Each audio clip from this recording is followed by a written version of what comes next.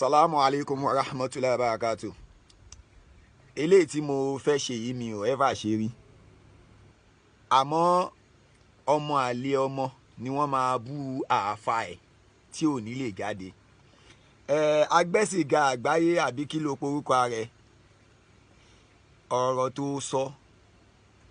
tó sọ lẹ́nu. Àyà tó kóòtì náà ni màá fi bẹ́ẹ̀ sọ̀rọ̀. Ó ní ittaqullaha haqqa tuqatihi wala tamutuna illa wa antum muslim. Fúnra rẹ̀ náà ló sọ̀rọ̀. Ìwọ náà gbọ́ kéwú tó sọ.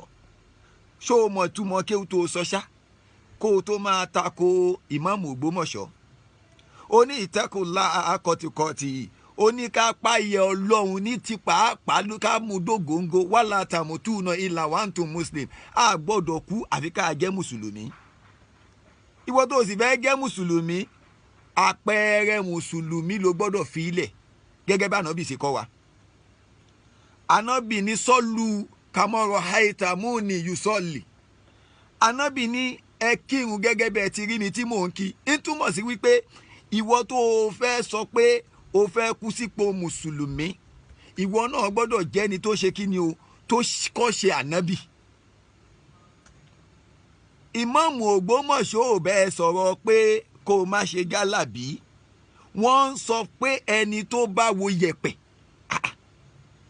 ẹni tó bá wo iyẹ̀pẹ̀, àbí wọ́n mú kinní kan wá pé wàá máa wá sọ fún wọn pé nǹkan kan ṣẹlẹ̀, pé o ò rí nǹkan kan, wàá wá dìbọ́ǹkì ẹ̀ ni.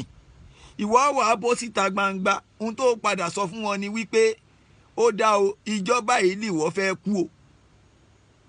Pé ìsáàbù tí wọ́n wò láàárọ̀ yìí o, ìjọba yìí ló fẹ́ kú o. Àáfà Agbẹ́sìgá àgbáyé, if you don't know what to say, just keep your mouth shut. Just keep your mouth shut. O sọ pé o respect èèyàn, o dẹ̀ ń bu. It's unfair. Sincerely speaking. Odun ni wọ́n á kú ní kèfèrí. Ẹ dẹ̀ máa fi ọ̀rọ̀ ikú, ẹ máa fi dẹ́rù bàyàn, ẹ dẹ̀ pé ra yín láàfà. Ẹ máa lérí ogun, ẹ dẹ̀ pé ra yín láàfà. Ó ní upcoming àfà. Àwọn wo ni àwọn ọlọ́mbẹ̀ ṣe upcoming àfà tó ní wọ́n deceive? Kí náà fi deceive ẹ? Wípé kó máa ṣẹbọ àbí? Ṣé kán má sòótọ́ ni? Kán má sòdodo? Èmi ọmọ kéwu wọn lèmi, and I'm always mo máa ń bold lórí ẹ̀. Mo lọ kéwu lábẹ́ wọn ni, kò túmọ̀ sí wípé kán wá ọ̀ranyàn wọn ni kán máa bọ́ mi.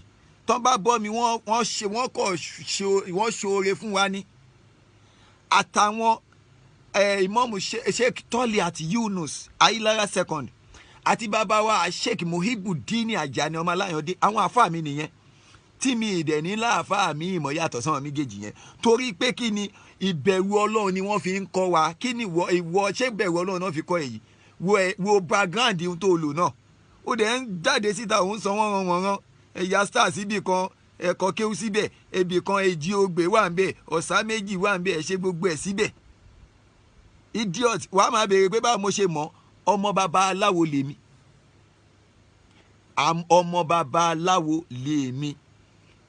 Àwọn Sheikh Muhibbuddin Ajani ọmọ Aláyàndé àti Sheikh Toliat Yunus, àwọn ni wọ́n sọ mí di àáfà. Wá lọ wo gbogbo àwa tá a tẹ̀lé wọn pátá, kò sí tí ò ṣoríire nu wọn. Ìwọ ni kó o bira eléèrè. Gbogbo wa la kàwé, gbogbo wa la kọ́ṣẹ́. So ẹni tó kàwé tó kọ́ṣẹ́, how come tó fi máa expect kó máa gẹ̀gẹ̀kújẹ bí irú tí tó fi wá ń bú wọn? Ẹni tó wá sọ pé ó gbowó Saudi, Ìmáàmù Toliat ń gbowó Saudi. Tán bá gba àjẹmọ́nú wọn ni. Bóyá ò gbọ́ kó gbọ́ dáadáa. Sheikh Toliat Yunus civil defence ni wọ́n.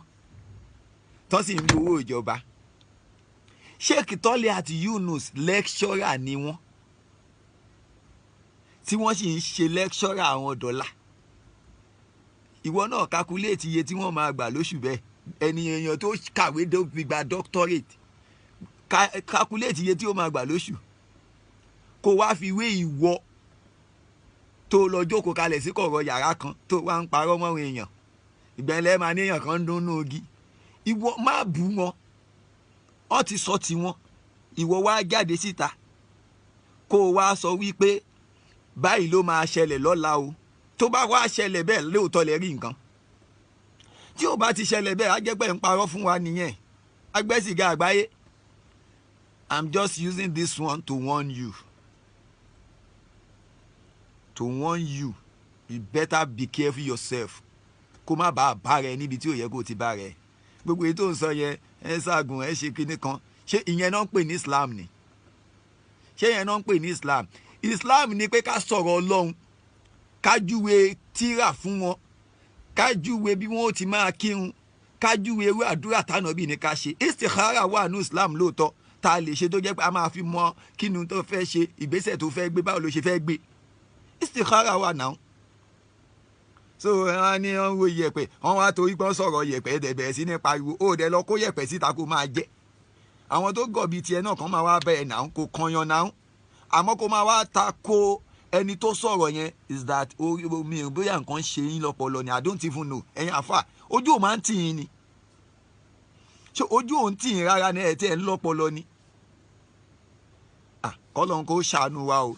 Èmi sọ eléyìí, I don't know what you want to say about this one o. Èmi sọ tèmi ní o. Ohun tó bá wá wùn ẹ́ kó ṣe o, ìwọ ló mọ̀ o. Bó bá wùn ẹ́ kó sọ̀rọ̀, bó bá wùn ẹ́ kó ta sí mi, it's your own cup of tea. Àmọ́ èmi sọ tèmi. Àmọ́ tó bá ní orí ẹ pé, mo rí pé mo lo indirect, tó bá ní orí ẹ pé tackle mi, then you will know the kind of person who you are speaking with. Then I will show you pepper. You know pepper? Orí àwa pé ńgbà náà àwọn ò ń báyàn ṣeré olóògùn bẹ́ẹ̀ ṣe máa ń ṣe yẹn, but á jẹ́ kó yé ẹ pé Ọlọ́run ọba ń bẹ. So ìtakùlà kọ̀tùkọ̀tì wà látàmú orí bí kéwù náà ṣe yí lẹ́nu ẹ̀ wà látàmú tó náà ilà wà ń tún Muslim òwa náà wọn ló bá rí, ìwọ fún ara ẹ ló bá rí. Ṣé o fẹ́ kú sípò kèfèrí ni? Ọlọ́run má jẹ́ á kú sípò kèfèrí o. Salamu alaikum.